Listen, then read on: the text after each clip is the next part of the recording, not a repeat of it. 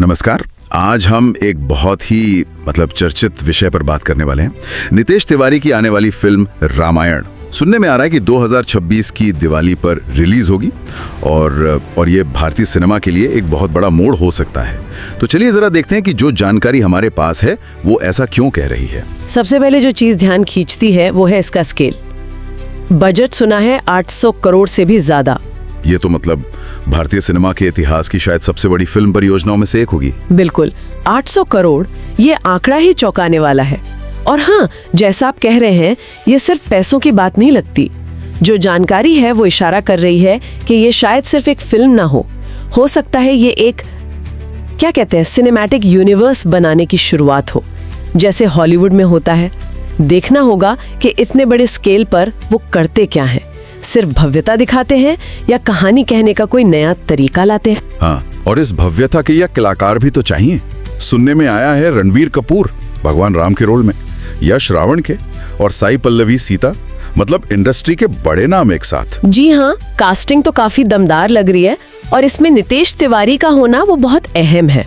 हमने दंगल देखी है, वो किरदारों की जड़ों तक जाते हैं, उनकी भावनाओं को पकड़ते हैं। तो उम्मीद है कि ये सिर्फ कहानी को दोहराना नहीं होगा, शायद परंपरा का सम्मान करते हुए उसे आज के हिसाब से दोबारा कहना। असली चुनौती यही होगी शायद, इतनी जानी पहचानी कहानी को नया कैसे बनाया जाए। बिल्कुल, और इस नएपन को, इस भव्यता को असलियत बनाने के लिए तकनीक का रोल बहुत बड़ा होने वाला है। कहीं पढ़ा था कि 600 दिन से ज्यादा सिर्फ पोस्ट प्रोडक्शन के लिए रखे गए हैं, खासकर विजुअल इफेक्ट्स पर। ये तो बहुत ज्यादा समय है। हाँ, 600 दिन ये सिर्फ टेक्निकलिटीज की बात नहीं है। ऐसा लगता है कि ये जरूरी है ताकि जो पौराणिक कथाओं का स्केल होता है ना, दिव्य अस्त्र, बड़े बड़े युद्ध, वो सब उसे विश्वसनीय तरीके से पर्दे पर लाया जा सके। आजकल के दर्शक बहुत कुछ देख चुके हैं, उन्हें वो क्वालिटी चाहिए।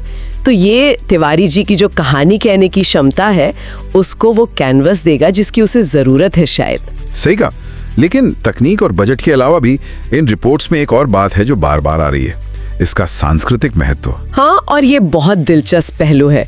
देखिए, रामायण सिर्फ एक कहानी तो है नहीं, ये तो हमारी संस्कृति की, हमारे समाज की जड़ों का हिस्सा है। तो ऐसा लग रहा है कि मेकर्स का इरादा सिर्फ मनोरंजन बनाना नहीं है, वो इसे शायद एक सांस्कृतिक कड़ी की तरह देख रहे हैं जो अलग अलग पीढ़ियों को जोड़ सके। ये इसे सिर्फ एक फिल्म नहीं बल्कि एक राष्ट्रीय घटना बनाने जैसा इरादा लगता है। और ये इरादा सिर्फ देश तक ही नहीं है, शायद ग्लोबल पहुंच की बात भी हो रही है। बड़ा स्केल, जानी पहचानी कहानी, वर्ल्ड क्लास प्रोडक्शन। सुनने में आया है कि टीजर ने ही काफी हलचल मचा दी है। इसे गेम चेंजर कहा जा रहा है कई जगह। हाँ, ये गेम चेंजर वाला शब्द, इस पर थोड़ा सोचना चाहिए। जानकारी को देखें तो ये सिर्फ बॉक्स ऑफिस की कमाई की बात नहीं लगती है। क्या ये भारतीय सिनेमा की पहचान को, उसकी ग्लोबल इमेज को बदलने की कोशिश है? क्या ये फिल्म दुनिया को ये दिखा पाएगी कि भारत अपनी कहानियों को उसी भव्यता और तकनीकी कुशलता से कह सकता है जैसे हॉलीवुड कहता है? तो अगर हम सब कुछ समेटें, हमारे पास क्या है?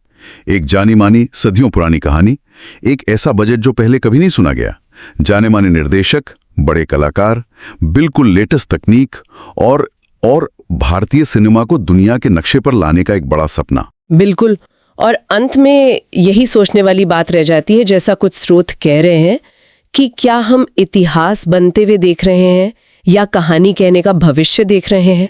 ये प्रोजेक्ट भारतीय सिनेमा की अपनी पहचान और उसकी जो वैश्विक महत्वाकांक्षाएं हैं उनके बारे में क्या कहता है? इसकी सफलता या असफलता इंडस्ट्री की आगे की दिशा के लिए क्या मायने रखेगी? ये देखना सच में बहुत दिलचस्प होगा।